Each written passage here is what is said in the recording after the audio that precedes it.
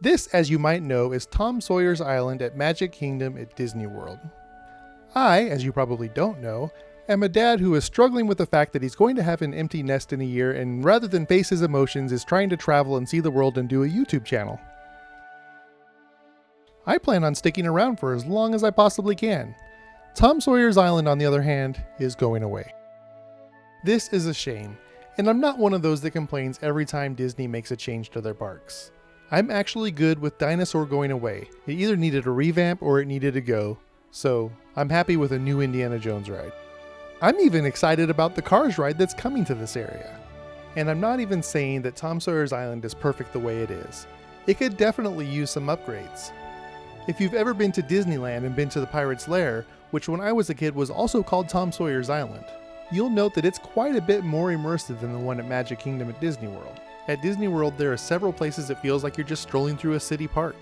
Then there's this seating area that must have been part of a restaurant at some point. I'm not going to look it up. I just see opportunity for more experiences. So why am I making a plea to save Tom Sawyer's Island? Tom Sawyer's Island is the only place where the kids get to call the shots. More than that, it's a place where kids get to explore, to have adventure, to discover things on their own. And to top that all off, it's a completely safe environment. Sure kids, we can go walk into that dark cave over there. And national parks don't count.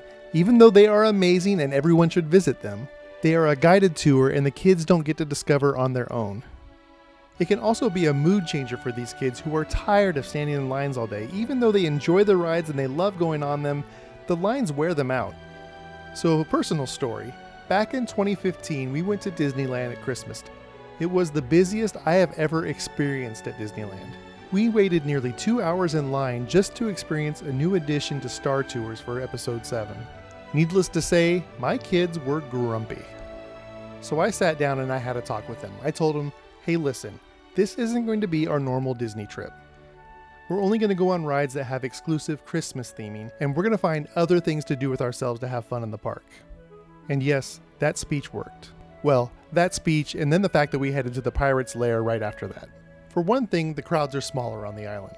Then add to that, we follow the kids wherever they want to go. They see a rock formation, a bridge, or a cave catches their eye. That's where we go. What I'm telling you is, that trip turned out to be one of our favorite and most memorable trips to any Disney park anytime. And we only went on 5 rides the entire day. Now, I know Disney has information that I don't have. They know how many people go to the island every day.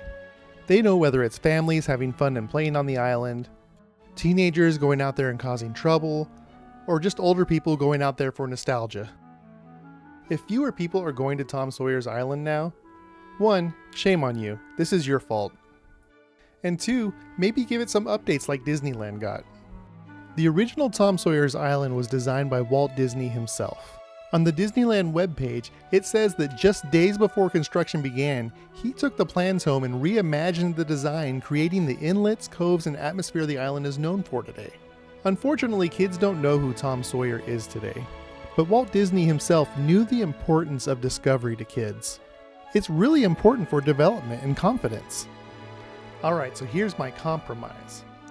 Leave the front side of Tom Sawyer's Island, give it some updates, replace the boring playground with an actual rock they can climb up. Get rid of the seating area, which was probably at one point a restaurant, still not going to look it up, and give the kids something more to discover in this area. Cut off the island at this bridge. Yes, we lose the fort. Yes, we lose the ability for the kids to pretend they're defending the fort. Yes, we lose the really cool escape cave. I might even recommend making all that part of the queue line for the ride.